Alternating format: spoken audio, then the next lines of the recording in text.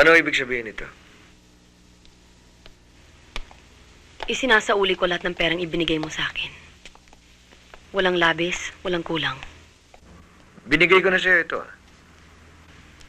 Pakisabi mo na lang kay Carol na naisauli ko na lahat ng pera niya.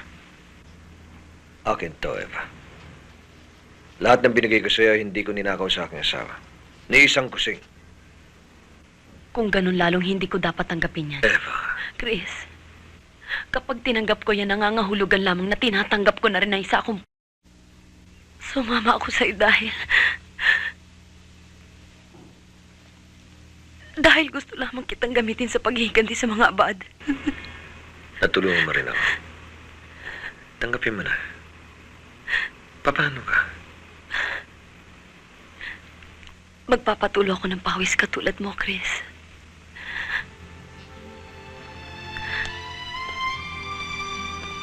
Babalik ka sa dati mong hanap buhay. Bahala na. Eva, matututuhan mo rin ako mahalin. Napakabuti mo sa akin, Chris. Aminin na natin. Hanggang dito na lamang tayo.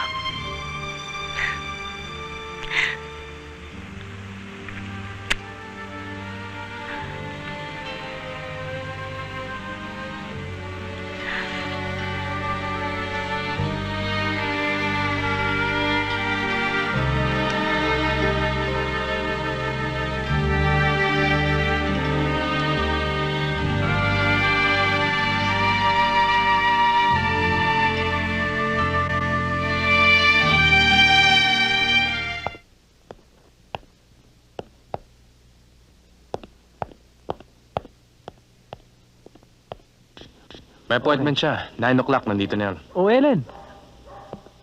Ginagabi ka yata ah.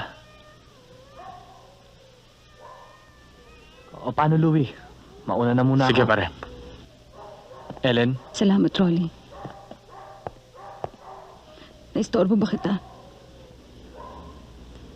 hindi. Tapos na trabaho ko. May problema ba?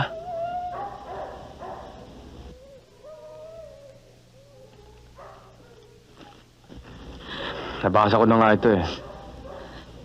Tatawagan na nga sana kita eh. Bakit sila ganyan, Louie?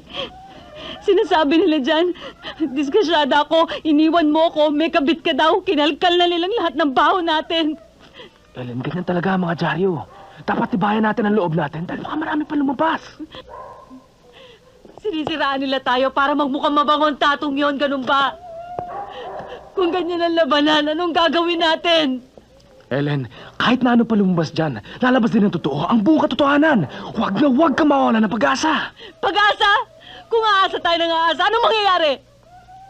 Louie, tulungan mo ako. Ayoko matalo. Hindi ko kaya ang ganitong laban. Ang maruming laban gaya nito, pero lalaban ako. Laban natin ito, Ellen. Hindi kita pababayaan. Okay? Pakiramdam ko, ako na lang nag-iisa sa buong mundo. Wala akong ibang mapuntahang tao.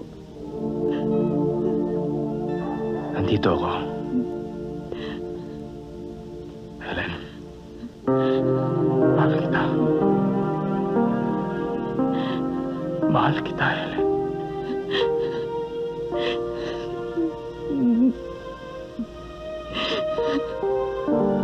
Mahal din kita, Louie.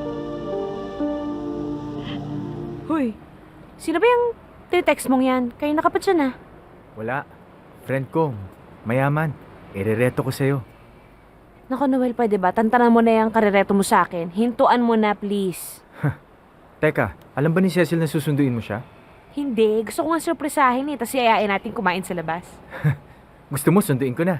Hindi na. Bahala ka. Hindi na kailangan.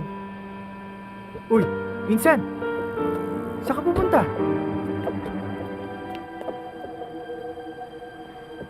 Ang cute natin, eh. Di ba?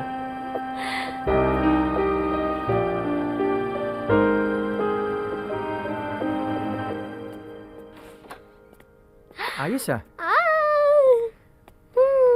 Oo. Oh, Ah, kumain ka na? Halika, sabay tayo. di na. Busog ako. Cecil? Te, Tama-tama, gutom na ako. Cecil, mag-usap tayo. Noel, salanay ka muna, mag-usap lang kami ni Cecil.